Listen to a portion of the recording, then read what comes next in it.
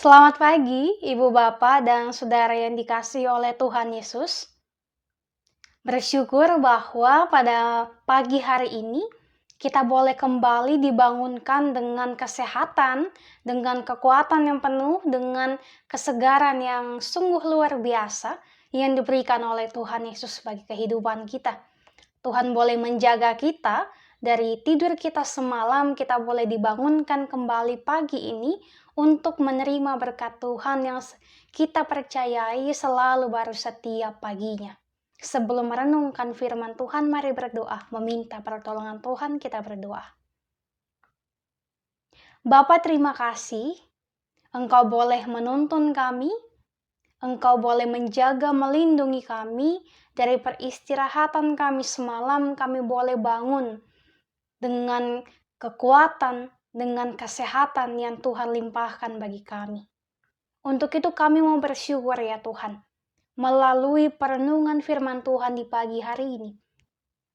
Kiranya melalui ini ya Tuhan, melalui perenungan ini, kami dapat selalu dimampukan, terkhusus untuk hari ini. Kami boleh melakukan, boleh menjalani setiap aktivitas kami dari pagi ini sampai pada malam nantinya. Tuhan tolong jaga kami. Untuk itu ya Tuhan, kami juga akan merenungkan kebenaran firman-Mu yang akan menjadi pedoman bagi kehidupan kami. Kuasai kami Tuhan supaya kami mampu untuk memahami kebenaran firman Tuhan yang akan kami renungkan bersama-sama. Untuk itu ya Tuhan, berkuasalah atas kami, berfirmanlah, kami siap untuk mendengarkan dan juga merenungkan kebenaran firman-Mu. Demi Yesus Kristus, kami telah berdoa. Amin. Bacaan Alkitab kita pada pagi hari ini yaitu dari Kitab Kejadian pasal 12 ayat yang ke-10 sampai dengan ayat yang ke-20. Kitab Kejadian pasal 12 ayat yang ke-10 sampai dengan ayat yang ke-20. Firman Tuhan, ketika kelaparan timbul di negeri itu, pergilah Abram ke Mesir untuk tinggal di situ sebagai orang asing, sebab hebat kelaparan di negeri itu. Pada waktu ia masuk ke Mesir, berkatalah ia kepada Sarai istrinya, "Memang aku tahu bahwa engkau adalah seorang perempuan yang cantik parasnya. Apabila orang Mesir melihat engkau, mereka akan berkata, 'Itu istrinya.' Jadi mereka akan membunuh aku dan membiarkan engkau hidup. Katakanlah bahwa engkau adikku, supaya aku diperlakukan mereka dengan baik karena engkau, dan aku dibiarkan hidup oleh sebab engkau." Sesudah Abram masuk ke Mesir, orang Mesir itu melihat bahwa perempuan itu sangat cantik.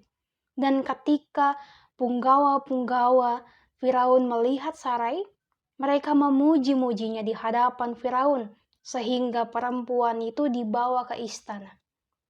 Firaun menyambut Abram dengan baik-baik, karena ia mengingini perempuan itu. Dan Abram mendapat kambing domba, lembu sapi, keledai jantan, budak laki-laki dan perempuan, keledai betina dan unta. Tetapi Tuhan menimpakan tulah yang hebat kepada Firaun. Demikian juga kepada seisi istananya karena Sarai istri Abram itu. Lalu Firaun memanggil Abram serta berkata, "Apakah yang kau perbuat ini terhadap aku? Mengapa tidak kau beritahukan bahwa ia istrimu? Mengapa engkau katakan, dia adikku, sehingga aku mengambilnya menjadi istriku?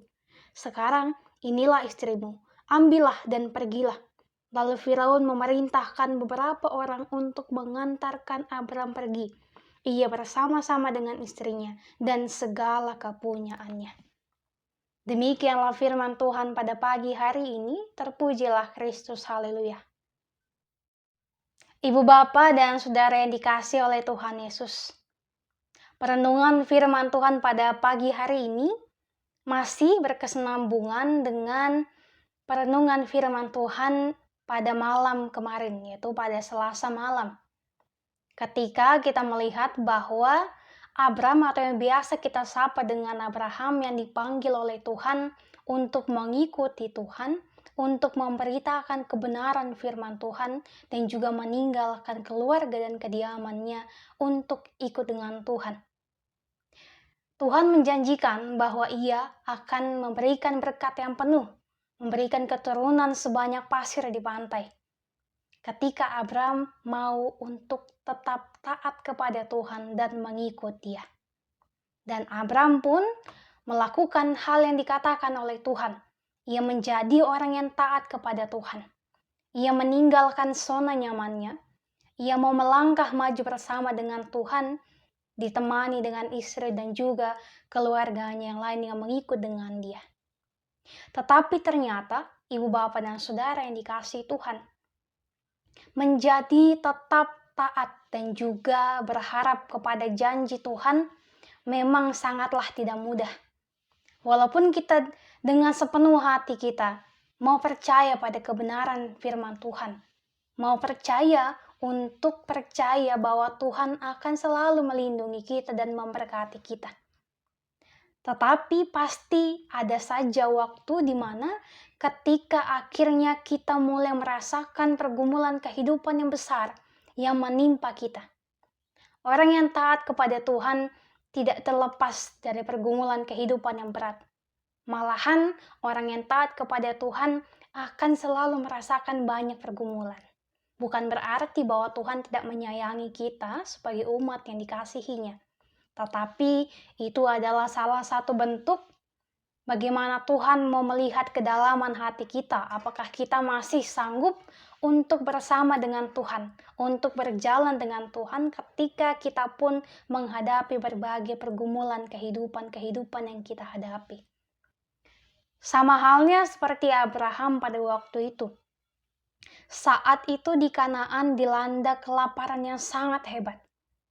Mereka sangat sulit untuk mencari bahan makanan untuk mencukupkan kebutuhan keseharian mereka. Sementara mereka yang tinggal di Mesir memiliki persediaan makanan yang sangat berlebih ketimbang negara-negara lain. Mesir sangat maju. Ia memiliki persediaan begitu banyak yang bisa mereka pergunakan.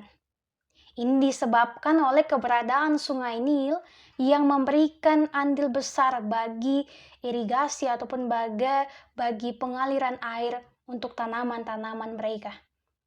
Maka untuk sementara waktu, Abram pindah ke Mesir, menantikan kesempatan baru.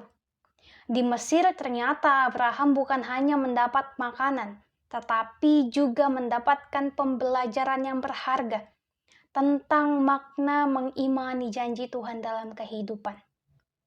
Karena takut dibunuh, Abraham meminta Sarai, istrinya, mengatakan separuh kebenaran dengan mengaku bahwa ia adalah adiknya, bukan sebagai istrinya. Nah, mengapa Abraham melakukan hal yang demikian? Karena paras Sarai yang sangat cantik dapat membuat semua orang yang melihatnya menjadi luluh. Oleh sebab itu, Abraham mengajak ataupun meminta kepada Sarai untuk mengaku bahwa dia adalah adiknya, bukan sebagai istrinya. Mungkin Abraham berpikir bahwa dengan cara yang ia tempuh ini, janji Tuhan akan tergenapi. Mungkin Abraham berpikir bahwa untuk menjadi bangsa yang besar, bangsa yang masyhur dan juga menjadi berkat untuk bangsa lainnya adalah melalui kompromi dengan Mesir dan memberikan Sarai sebagai istri Firaun. Nah, tetapi ternyata bukanlah itu yang diinginkan oleh Tuhan.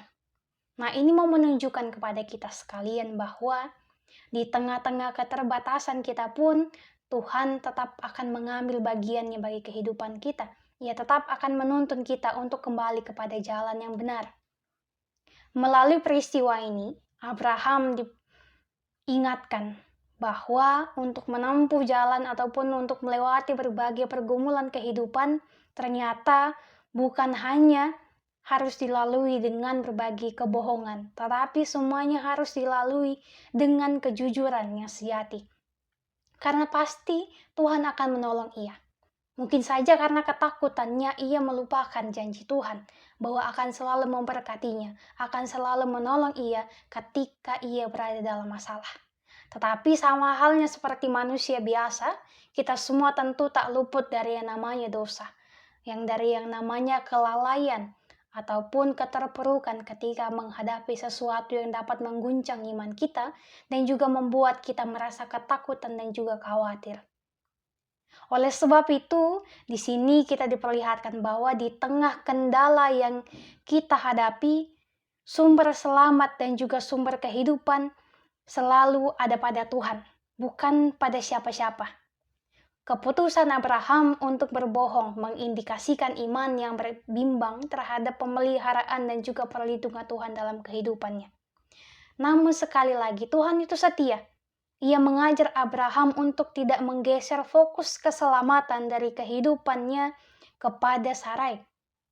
Hidup beriman harus senantiasa kita isi oleh ketaatan dan juga pengharapan yang berpusat teguh kepada Tuhan Yesus. Sehingga kita dapat percaya bahwa ada bagian Tuhan dan ada bagian kita dalam perjalanan pemenuhan janji Tuhan dalam kehidupan kita ini.